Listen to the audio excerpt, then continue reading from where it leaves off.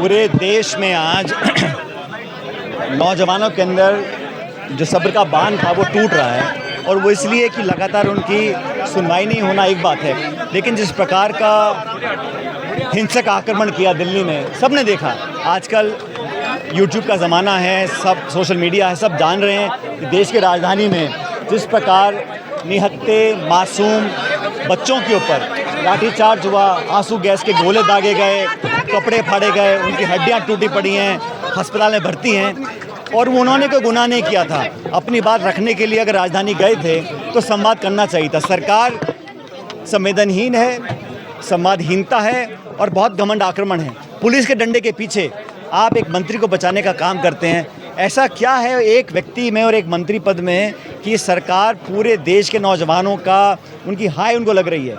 और मुझे लगता है कि हम सब, चाहे संसद के अंदर संसद के बाहर, हमारे विपक्ष के नेता और राहुल गांधी जी खड़गे साहब ने संकल्प लिया, और अगर प्रधानमंत्री के घर के आगे धरना दिया सांसदों ने, तो इसमें कौन सा बड़ा गुनाह हो गया। उस सड़क का नाम इसी सरकार ने बदला है, उसको लोक कल्याण मार्ग कहा गया है। तो लोक कल्याण के लिए अगर कोई मांग रख रहा है, उस मांग को मानना चाहिए। और संसद के अंदर भी मुझे लगता है कि सरकार को इस्तीफा देना चाहिए, लेना चाहिए बल्कि, बर्खास्त करके मंत्री महोदय को। और जो एफआईआर की है सैकड़ों बच्चों के ऊपर, एफआईआर वापस लेनी चाहिए। और संसद में आश्वासित करके चर्चा, इस खानापूर्ति की चर्चा नहीं होनी चाहिए। संसद में चर्चा हो, रिजल्ट ओरिएंटेड, अकाउंटेबिलिटी फिक्स हो, रिस्पॉन्सिबिलिटी फिक्स हो। और ये जो बार बार जांच का जो आश्वासन दिया जाता है, इससे कुछ निकलता नहीं है। पिछले 10 साल में 150 पेपर लीक हो गए हैं। तो पेपर लीक एक ऐसा कैंसर बन चुका है समाज में नौजवानों के लिए, जो बर्दाश्त के बाहर है। हम सब नौजवानों के साथ खड़े हुए हैं, इसमें कोई राजनीति नहीं है, आज कोई चुनाव नहीं है, लेकिन नौजवानों के भविष्य को बर्बाद होता हुआ हम नहीं देख सकते। और मेरा सुझाव भी है, जो मासूम बच्चे जिन्होंने दुख में, डिप्रेशन में अपनी आत्महत्या कर ली है, इससे बड़ा क्या दुख हो सकता है किसी समाज को, किसी व्यक्ति को, कि कोई नौजवान बच्चे अपनी जान ले ले। तो मैं तो चाहता हूं कि सरकार ने अभी हाल ही में अयोध्या के राम मंदिर में जो चंदा चोरी के पैसे पकड़े हैं, जब्त किए हैं, वो बहुत बड़ा पाप है। और उस चंदा चोरी के जो पैसे सरकार के पास पड़े हैं, क्यों ना वो उन परिवार वालों को दे दें, उनकी मदद करने के लिए, उन गरीब परिवार वालों को जिन्होंने अपने बच्चे खोए हैं। सरकार को वो सब काम करने चाहिए अपना प्रायश्चित करने के लिए, पाप धोने के लिए। लेकिन सबसे पहले सुने तो सही। और आज देश भर में न सिर्फ हमारी पार्टी, लेकिन हर दल, हर संगठन, हर वो व्यक्ति जो सरकार से सहमत नहीं है, अपनी बात रख रहा है। और नौजवानों के हितों के लिए हम संघर्ष करते रहेंगे।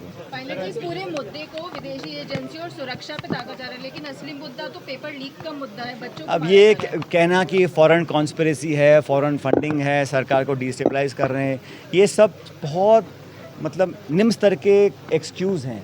हकीकत ये है कि पिछले कई सालों से लगातार नौजवानों के अंदर एक उदासीनता है, उनका व्यवस्था से विश्वास टूट रहा है, उनके अंदर आक्रोश पनप रहा है। हमारे देश की सबसे बड़ी संपत्ति किसी एक दल, एक पार्टी की नहीं है, ये सामूहिक संपत्ति है हमारे देश के नौजवान। और उनको अगर आप अंधकार में धकेल रहे हैं तो कौन घर बैठ सकता है। और हर घर में कोई ना कोई बच्चा बच्ची पढ़ रहे हैं, हर परिवार में, चाहे वो पत्रकार हो, चाहे नेता हो। हम सब जानते हैं कि पढ़ाई, competition, exam, entrance, paper leak, इससे क्या हर परिवार को झेलना पड़ता है। तो सरकार को अपना घमंड अहंकार त्याग के वास्तविकता से परिचय कराना चाहिए अपना।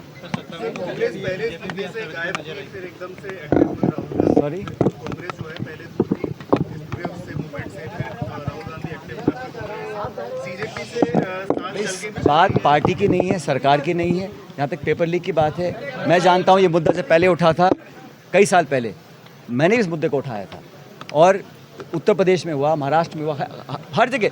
लेकिन उसके बाद कार्रवाई क्या हुई? मुद्दा ये है कि अगर पेपर लीक पकड़ा जाता है तो आपने किसको दंडित किया, कौन जेल गया, किसका इस्तीफा, किसको बर्खास्त किया, मुद्दा ये है। और अनफॉर्चुनेटली इस बार दोबारा जांच के ऑर्डर दे दिए हैं। अब जैसे चंदा चोरी पकड़ी गई अयोध्या में, तो एफआईआर में नाम किसका है? एक ड्राइवर का है, एक बाबू का है, एक चपरासी का है। बड़े मगरमच्छ बच रहे हैं। इन बड़े मगरमच्छों को पकड़ने का वादा बार बार भाजपा करती है, कब तक इंतजार करवाएंगे?